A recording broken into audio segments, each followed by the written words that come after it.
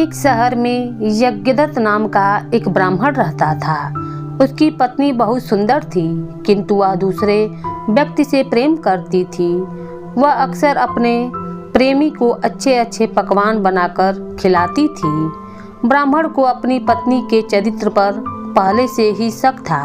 वह अक्सर अपनी पत्नी से पूछता था कि यह पकवान किसके लिए बनाती है और किधर ले जाती है। उसकी पत्नी झूठ बोल देती थी कि पकवान तो भगवान के लिए बनाती हूँ और मंदिर चढ़ाने के लिए ले जाती हूँ। एक दिन उसका पति मंदिर में आ गया और भगवान की मूर्ति के पीछे छिप गया। ब्राह्मण की पत्नी मंदिर आई और पूजा करने के बाद भगवान से बोली, हे भगवान, मेरे पति को अंधा कर दे। ब्राह्मण मूर्ति के पीछे सब सुन रहा था और ब्राह्मण आवाज बदलकर बोला, तुम घर जाओ और अपने पति को खूब मीठे मीठे पकवान बनाकर खिलाओ। इससे उसे मधुमेह की बीमारी हो जाएगी और वह धीरे धीरे अंधा हो जाएगा। ब्राह्मण की पत्नी को लगा कि सचमुच भगवान ने उससे यह बात कही है। वह प्रसन्न होकर घर लौट आई और प्रतिदिन अपने पति को मीठे मीठे पकवान बनाकर खिलाने लगी।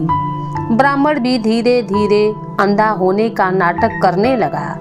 ब्राह्मण की पत्नी को लगा भगवान की कृपा से उसका पति अंधा हो गया है। अब वह अपने पति को अंधा समझकर उसी के सामने अपने प्रेमी को घर बुलाने लगी। एक दिन जब उसका प्रेमी घर आया तो ब्राह्मण ने लाठी से उसे इतना मारा कि वह वहीं मर गया। ब्राह्मण ने अपनी चरित्रहीन पत्नी के नाक और कान काट लिए और उसे घर से भगा दिया।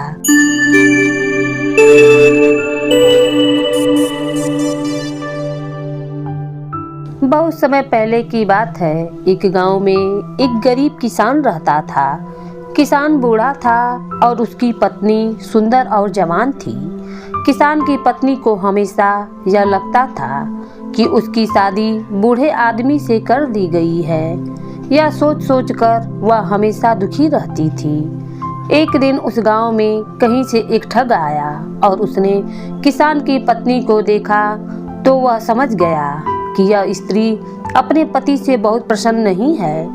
ठग किसान की पत्नी के पास आकर बोला, सुंदरी, तुम बहुत सुंदर हो, मुझे तुमसे प्यार हो गया है और मैं तुम्हारे साथ अपना जीवन बिताना चाहता हूँ। क्या तुम मेरे साथ मेरे घर चलोगी? किसान की पत्नी ठग की बातों में आ गई और अपने पति को छोड़कर उसके साथ जाने के लिए तैयार हो गई। दोनों ने भागने के लिए समय भी तय कर लिया।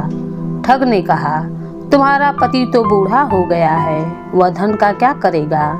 तुम अपने साथ घर में रखा धन और जेवर भी रख लेना, वो भविष्य में हमारे बहुत काम आएंगे। स्त्री उस ठग की बातों में पहले ही आ चुकी थी और उसके कहे अनुसार उसने घर में रखा धन और जेवर भी अपने साथ रख लिया और रात्रि जब उसका पति और पूरा गांव सो रहा था तब ठग के साथ घर से भाग गई। सुबह होते होते जब गांव के लोगों से बहुत दूर निकल गई, रास्ते में उन्हें एक बड़ी नदी मिली। ठग ने सोचा, मैं किसी तरह इसका धन लेकर इसे यहीं छोड़ देता हूँ। यह स्त्री वैसे भी अधेड़ उम्र की हो चुकी है, मेरे पास धन रहेगा तो कई जवान सुंदर स्त्रियां मिल जाएंगी।